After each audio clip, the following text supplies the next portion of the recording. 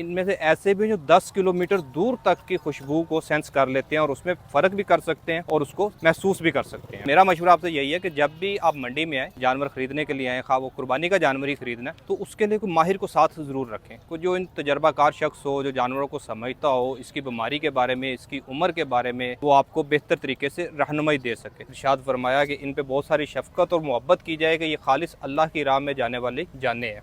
उसका मूड नहीं है भाई, ठहर जाए 1 मिनट, कुछ नहीं कहते तुझे। अस्सलाम वालेकुम, कैसे हैं आप सब? खैरियत से हैं? अल्लाह तबारक व तआला की किबरियाई व अज़मत के ऐलान वाला महीना ज़ुल्हज्जतुल हराम की बरकतें ले रहे हैं और इस माह के 2 अहम और बड़े काम, एक अल्लाह अज़्ज़ व जल के घर का हज और दूसरा पूरे आलम इस्लाम में मुसलमान रब अज़्ज़ व जल की रज़ा के लिए कुर्बानी कर रहे होते हैं। तो आज हम भी कुर्बानी का जानवर देखने के लिए उसके पास जा रहे हैं, बकर मंडी में, मवेशी मंडी में जाके जानवर देखते हैं और अल्लाह करे कुछ ऐसा मामला हो कि हम भी खालिस नीयत के साथ अल्लाह तबारक व तआला की राह में कुर्बान करने के लिए जानवर को मुंतखब करें और अल्लाह करीम उसको अपनी बारगाह में कबूल करे। इस सफ़र में साथ रहिए, बहुत सारी दिलचस्प सी मालूमात भी आपके साथ शेयर होगी और इंशाल्लाह मज़ा आएगा आपको।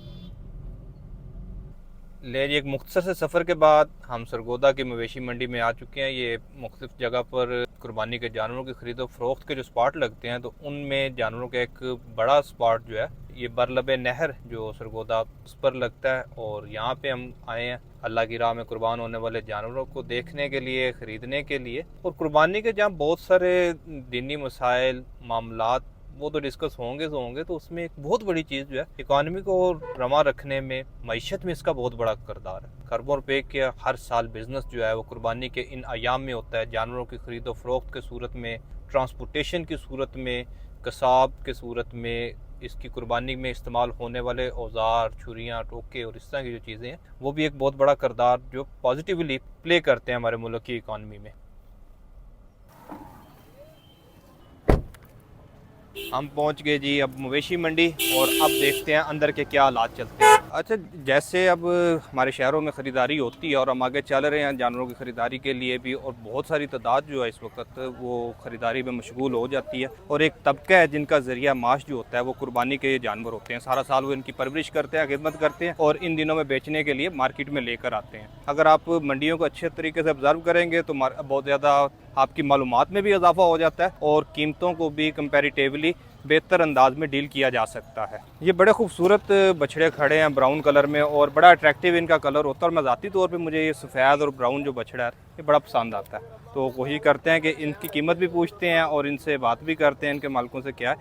अच्छा, कुर्बानी पे जिन इन बैड़ों से, इन बछड़ों से हमारा तारुफ होता है, बैल से होता है, तो अल्लाह ताला ने इनको बड़ी खूबियों से नवाजा हुआ है।